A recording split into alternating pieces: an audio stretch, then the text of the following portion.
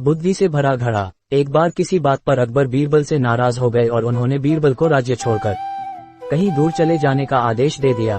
बीरबल ने अकबर के आदेश का पालन किया और राज्य छोड़कर चले गए। कुछ समय बीतने के बाद अकबर को बीरबल की याद आने लगी।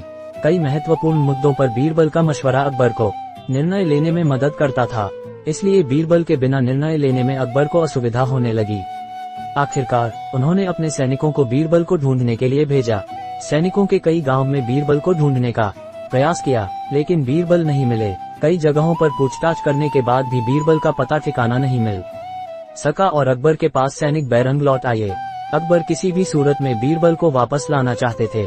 इसके लिए उन्होंने एक युक्ति सोची। सैनिकों के माध्यम से उन्होंने अपने राज्य के सभी गांवों के मुखियाओं को संदेश भिजवाया। संदेश इस प्रकार था, 1 माह के भीतर एक घड़े बुद्धि भरकर उस घड़े के साथ दरबार में उपस्थित हो। ऐसा न कर पाने की स्थिति में बुद्धि की जगह घड़े में हीरे जवाहरात भरकर देना होगा। अकबर का ये संदेश सैनिकों द्वारा गांव गांव में प्रसारित किया गया। एक गांव में बीरबल भेष बदलकर एक किसान के खेत पर काम किया करते थे। जब उस गांव ने मुखिया को अकबर का ये संदेश मिला तो वो चिंतित हो उठा। उसने गांव के लोगों की सभा बुलाई। बीरबल भी उस सभा में उपस्थित हुआ। गांव के मुखिया ने अकबर का संदेश गांव वालों को दिया तो सभी सोच में पड़ गए।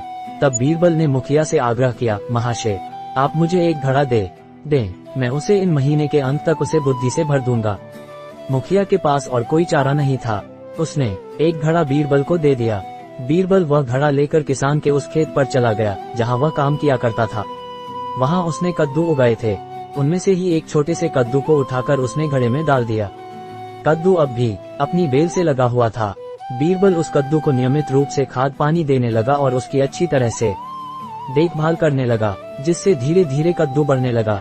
कुछ दिनों बाद कद्दू का आकार इतना बड़ा हो गया कि उसे घड़े से बाहर निकाल पाना असंभव था।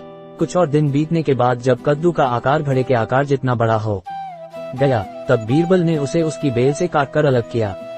घड़े का मुंह कपड़े से ढकने के बाद वह गांव के मुखिया के पास पहुंचा और वह घड़ा उसे देते हुए बोला, ये घड़ा बादशाह अकबर को दे देना और उनसे कहना कि इसमें बुद्धि भरी हुई है। उसे बिना काटे और इस घड़े को बिना फोड़े उसे निकाल लीजिए। मुखिया बादशाह अकबर के दरबार पहुंचा और उसने अकबर को घड़ा सौंपते हुए वैसा ही कहा जैसा बीरबल ने उसे कहने के लिए बोला था। अकबर ने जब घड़े के ऊपर से कपड़ा हटाया और उसमें झांक कर देखा तो उसमें उन्हें कद्दू दिखाई दिया। वे समझ गए कि इतनी दूर की सोच सिर्फ बीरबल की ही हो सकती है। पूछने पर मुखिया ने बताया कि यह उसके गांव के एक किसान के खेत में काम करने वाले व्यक्ति ने किया है। अकबर जान चुके थे कि वो व्यक्ति और कोई नहीं बल्कि बीरबल है। वे तुरंत मुखिया के गांव गए।